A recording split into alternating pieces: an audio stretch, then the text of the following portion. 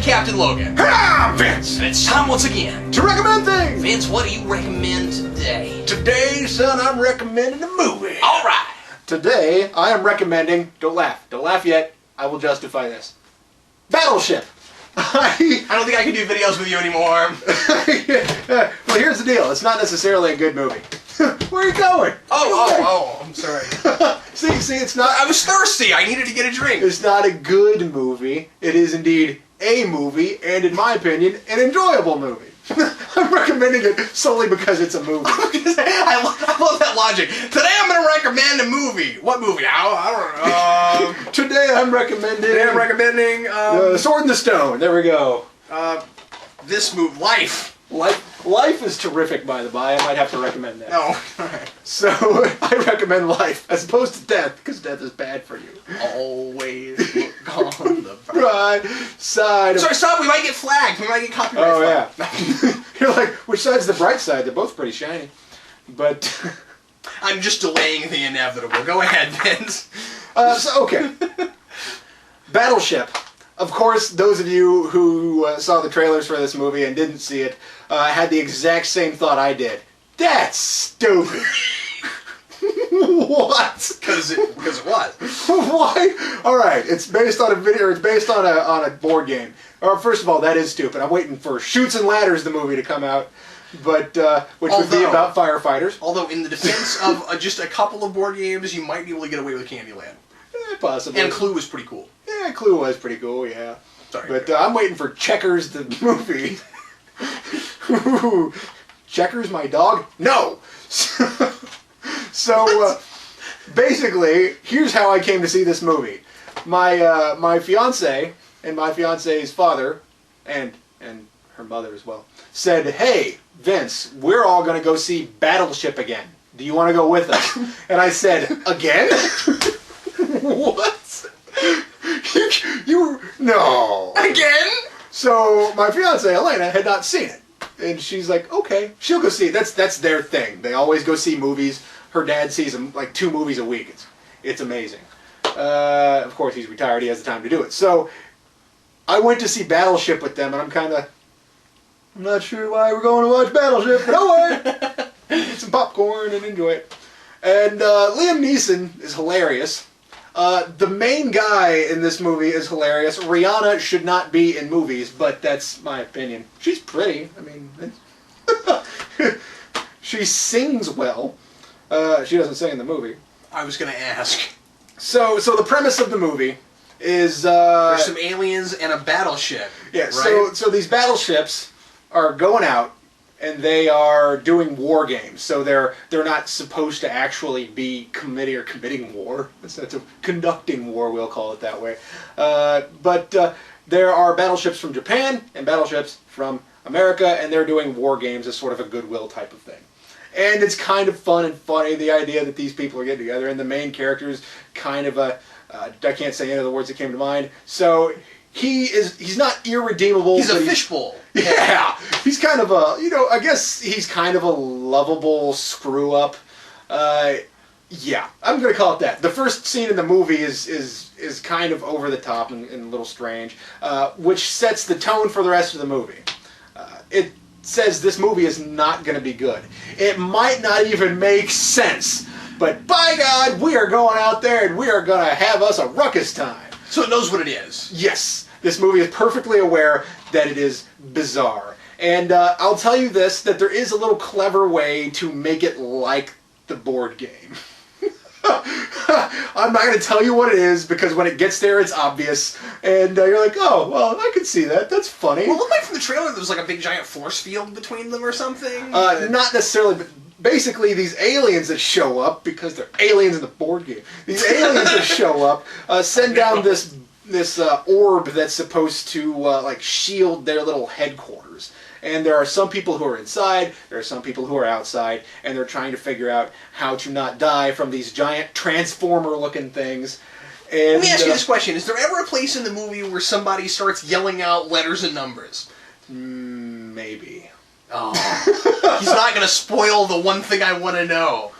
Okay. I'll have to watch that movie, man. Yeah, I'm going to tell you, I'm not going to spoil it. There is a little fun way that they make it tie into the game.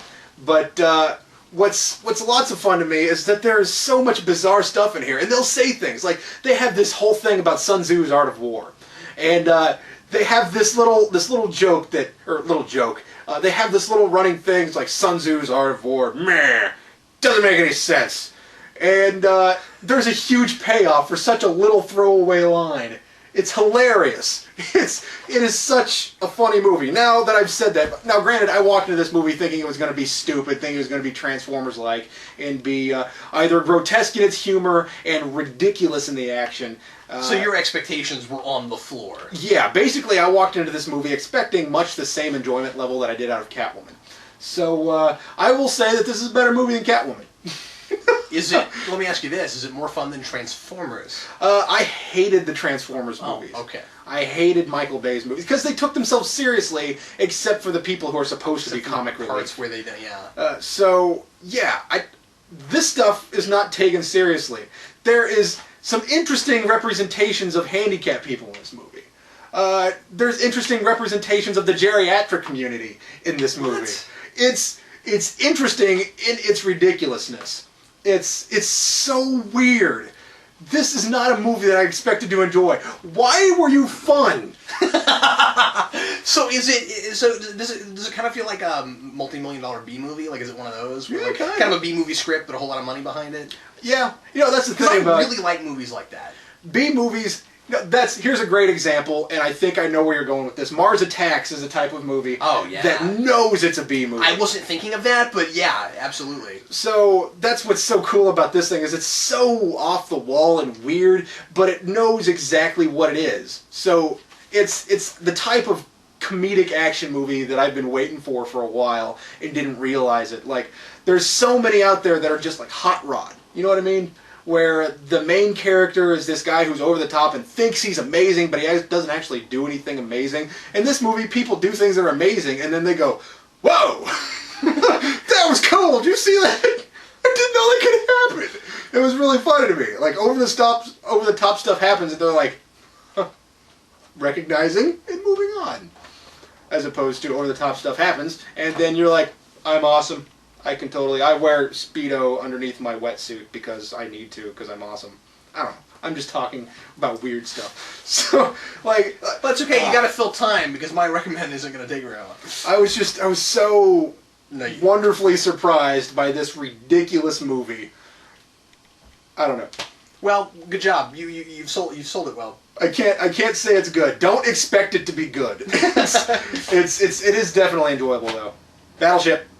Watch it, be warned. That's part of the problem, and you've experienced this a lot, considering some of the things you've recommended, where something's not very good, but you're going to recommend it because you kind of enjoyed it, but you enjoyed it because you didn't really have any expectations for it, but now you're building it up because you're recommending it. So it's such a weird thing to try to do. It's like, okay, now that I've sold you on this, I want you to try to put yourself in my shoes and expect to hate it. Ready, go.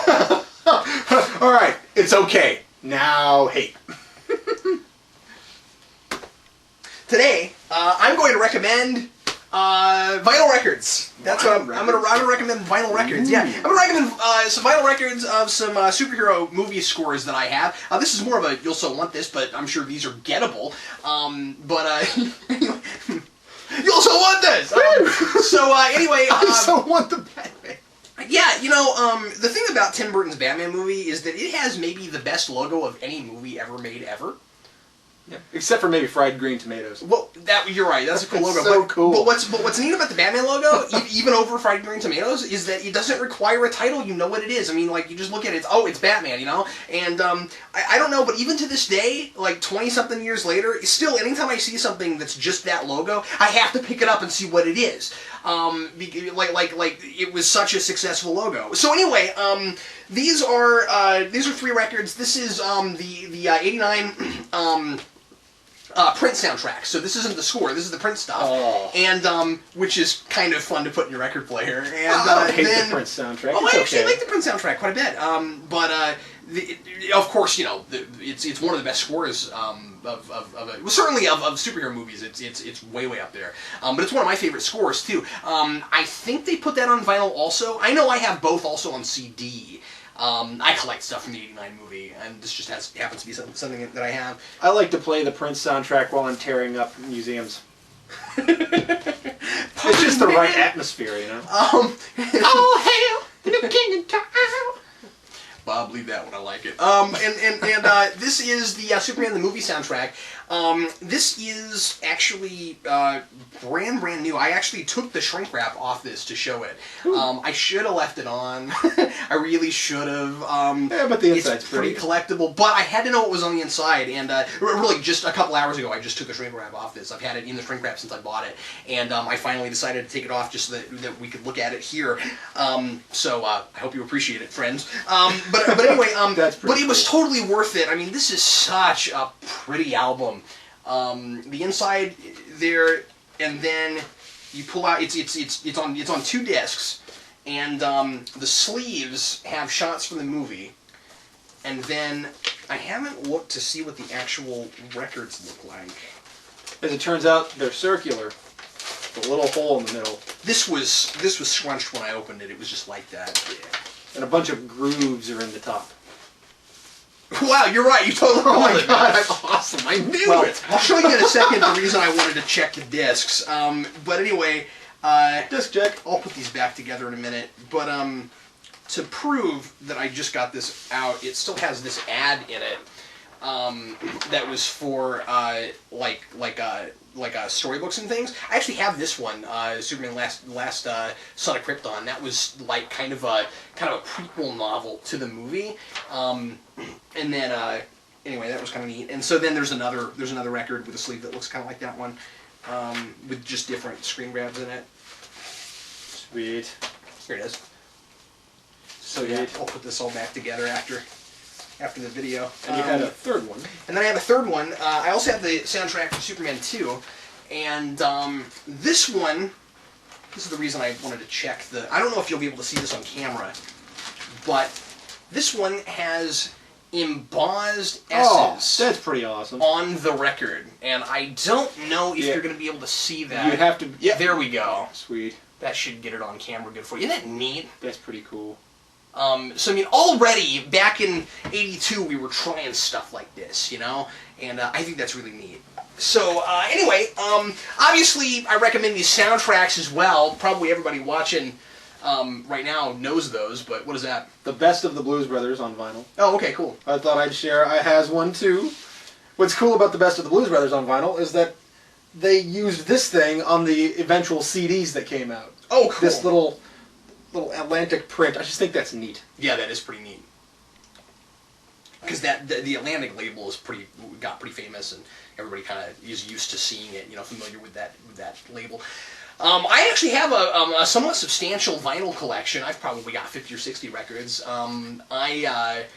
I mean, my parents obviously have kept most of the records and have a whole lot more than I do, but I just started buying records up again a few years ago. That's because you got my wife and I bought a record player. Yeah, and there's some music, and that might seem weird to some people watching, especially people that are you know, quite a bit younger than us and didn't grow up with record players. And I mean, I'm sure most people know what record players are and what records are, but like, you know, what's the point of getting one? Well, some music that was you know, made when all people had were record players kind of sounds better on a record. I know that sounds weird, but like jazz sounds fantastic on a record. I was this close to getting you Dave Brubeck Take 5. I may have that one already. I'm not so sure. Close to getting that for you. There's a lot of like doo-wop sounds better on a record. There's a lot of 50s and 60s rock that sounds better on a record. Elvis always sounds better on a record. You know, so I like Elvis. He makes me happy. But anyway, that's what I recommend. And thanks as always for watching us recommend stuff. Hey, Vince, guess what? Next week, we're going to recommend something else. That sounds great. We'll see you next time. I'm Captain Logan. And I'm Vince. See you later.